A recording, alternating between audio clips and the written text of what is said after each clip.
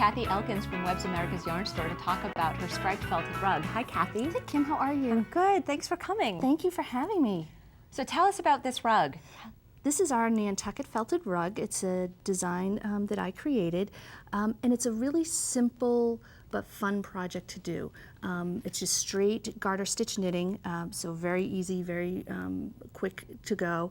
But what was fun about this was picking the colors, and it really shows how much fun you can have with color and simple knitting. It doesn't have to all be intage or entrelac and very crazy color techniques. How did you pick the colors for this? I picked these colors after coming back from a summer vacation at the Cape, down at the beach in Massachusetts, and was really inspired by some of the colors and things that I had seen there, and still had sort of that beach mode going on.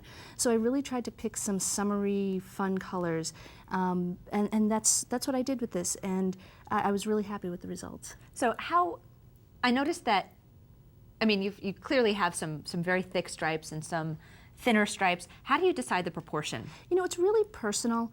I tend to be a pretty symmetrical person, and I really forced myself on this project to sort of break out of that box a little bit and say it's okay to be random and a little, not quite asymmetrical, but more random in choosing the thickness of the stripes.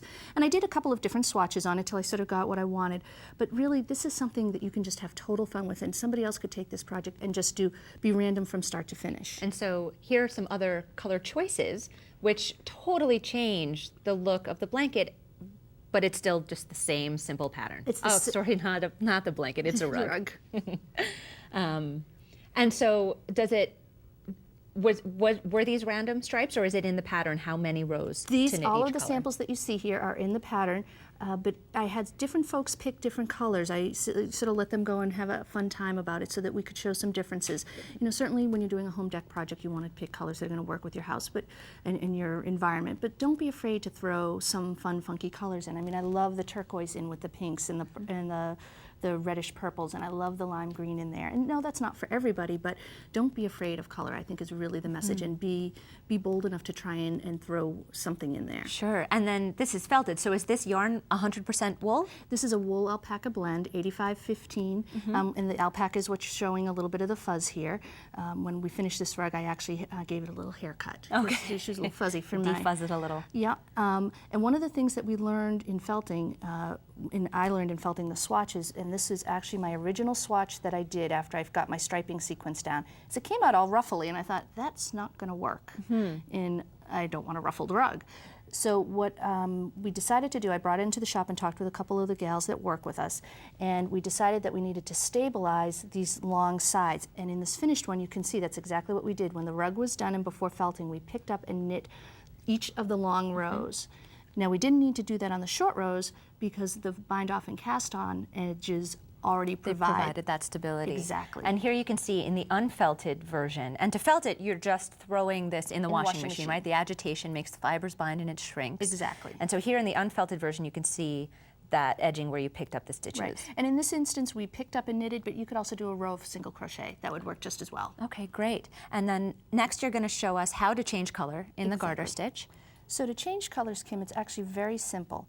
You're going to insert your needle as if to knit, and then you're just going to take your yarn and wrap it over, and this first stitch is going to feel a little loosey and weird, but just be okay with it. Plus it's exaggerated being up on large needles. And then you're just going to continue to knit as you would normally, and then we'll tighten all of that up after we get a couple of stitches done. And so that's it. And I noticed you had cut the old yarn already. Yes, you want to remove it from, you want to cut from the previous color that you were working on. The stripe sequence here is such that you really can't carry it along the side. Some people may choose to in some of the shorter striping sequences, but I just chose not to in this particular. And so now you have all of the tails on the same side. Right. And I'm going to just scooch this. You just want to pull your strands together, and that'll scooch up that first stitch.